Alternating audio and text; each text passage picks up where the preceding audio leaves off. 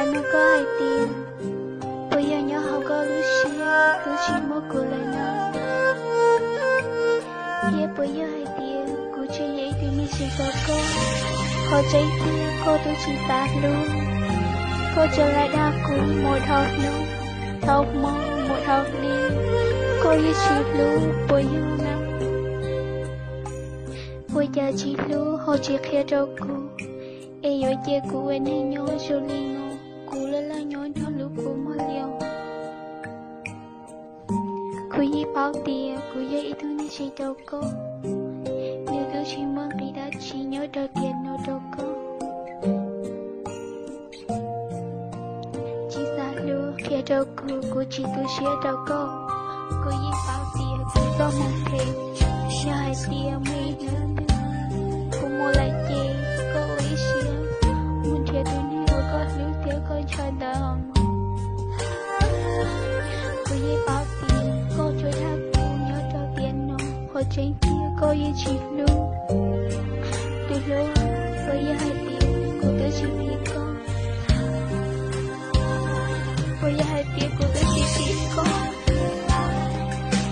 Ê có thể chỉ xa luôn.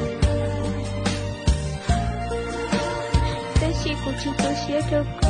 Cô kia có yêu ở tao lên nó cho cô chỉ tôi xía.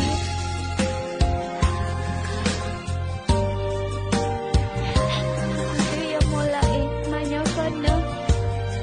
Mà cho cô mà muốn thiệt tôi nên con luôn. Mà thiệt mới nữa tôi. Cô mình thiệt tao đến hệ của con lưu thiệt con nhẹ nó chết.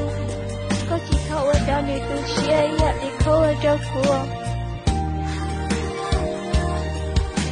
Nếu con muốn tôi tao nhân lực chứ. Chú có lưu xía còn gì. Lưu nữa nữa. Lưu nào cũng như tôi hiểu có chỉ ta lưu. Chả mấy nữa cứ em. Lưu có chỉ ta lưu cô. Nhưng có chỉ ta lưu cô. Chỉ là cô không muốn thể gì. Cô yêu quý xía cho con. Tới khi cô yêu chỉ nhớ lấy thứ nào. Chẳng hãy để cô yêu có cũng lo lắng. Yêu chỉ nhớ lấy thứ. Là cô yêu chỉ nhớ lấy thứ là tiếc. Chẳng hãy để cô yêu chỉ phải dạy đâu cô. Em know yêu school lý chỉ mua là cái đất chỉ.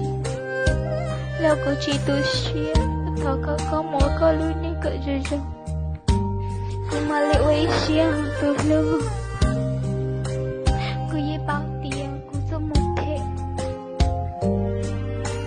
Thảo không có lưu ní. Cỡ rồi nó. Nhưng mấy nữa tương có nào hay tiền. Cô thơ lại nó tiền. Thảo có không vô lưu chưa thứ cô thiên.